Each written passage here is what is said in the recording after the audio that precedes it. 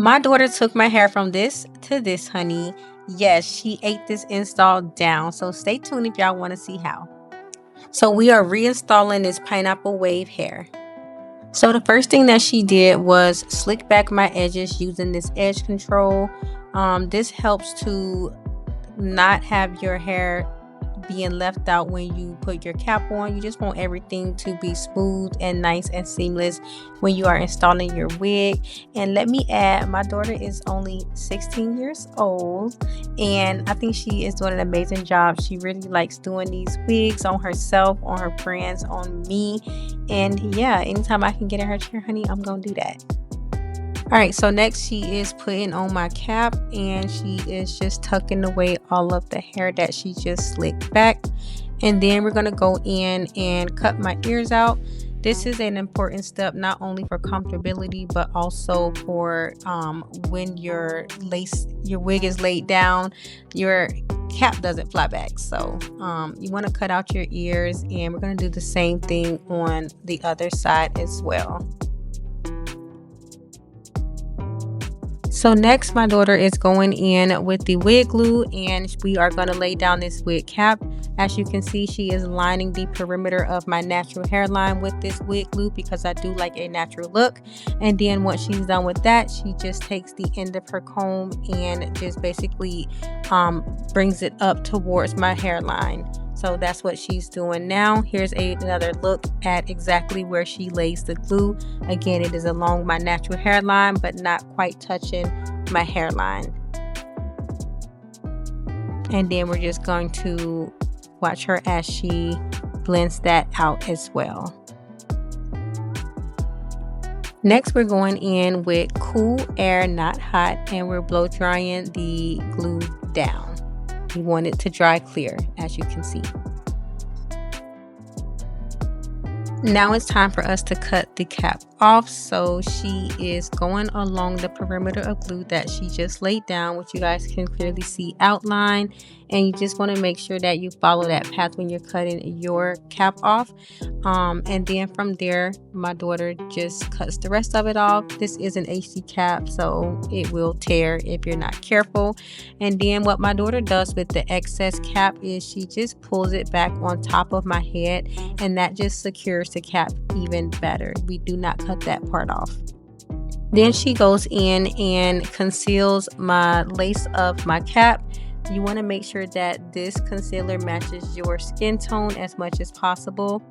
So this is the glue that she is using. I will try to have it linked in the description box below. But now we are just going in with our first layer of glue. You want to make sure that you are doing at least 2 layers of glue. Unless you're only wearing it for like one night, then 1 layer may be okay. But we go in with at least 2 layers. And you want to make sure that your layers are nice and thick, like you see her doing right here. So using a popsicle stick is a great way to spread that glue out to make sure that it's wide enough for your cap. And then same thing, once you're done with that first layer, you want to make sure you are drying it on a cool setting to help that glue to melt. And it should dry down clear just like that. Now it's time for the second layer.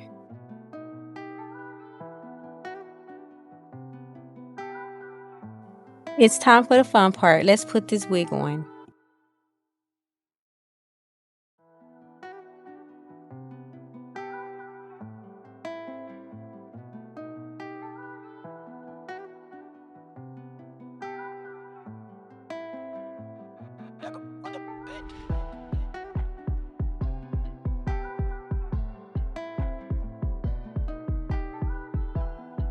Alright, so once you laid down your wig on the glue, then it's going to be time for you to band. Now, how long you band depends totally on you, but we band it for about 20 minutes. So while in your band, this will be the perfect time for you to go ahead and style your hair. For me, I chose to do a bust down middle part.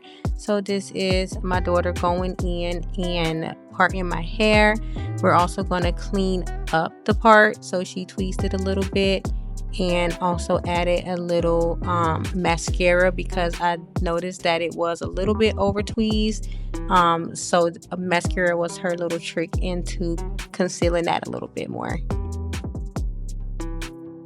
Then she's going to go in with this Nairobi styling mousse to get my hair really flat at the top. This step doesn't matter if you're wearing your hair curly or straight. You want to always make sure that you're going in with some type of styling mousse before you flat iron to get it as flat as possible. And then once she's done with that, she's going to go in with that flat iron just like you see right here.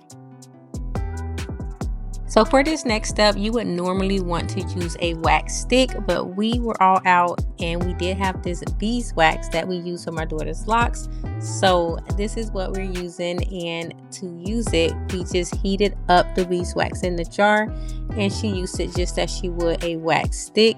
I really wanted my front of my hair defined, and that's what she's doing with this beeswax.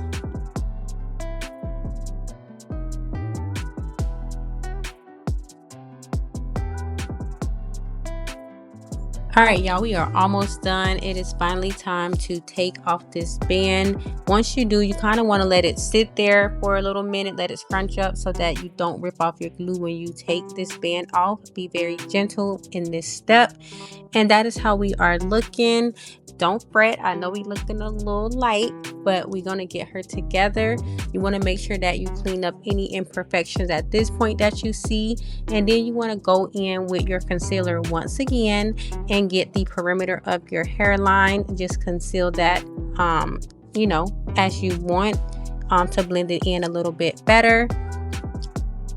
And for the last but most important step, you want to make sure that you get a lace melting spray. You only need a little bit of this, guys, so make sure you're spraying it on your finger or your comb or whichever tool you choose to use.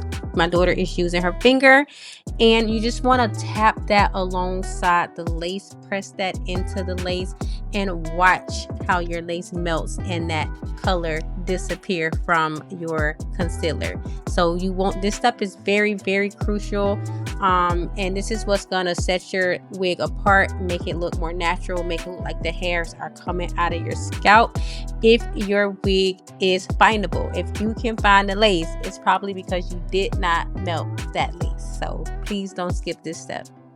All right, and then you want to bend one more time to melt that melting spray into your lace to finish the look off. So you want to go in with this paper band. I don't know the proper name for it, but you want to lay this down first before you lay down your actual wig band. This will ensure that it does not take your glue off, it does not come up. This will just give it a more seamless look if you're able to lay both of these down. All right, so while we band for the second time, we're going to finish up with styling.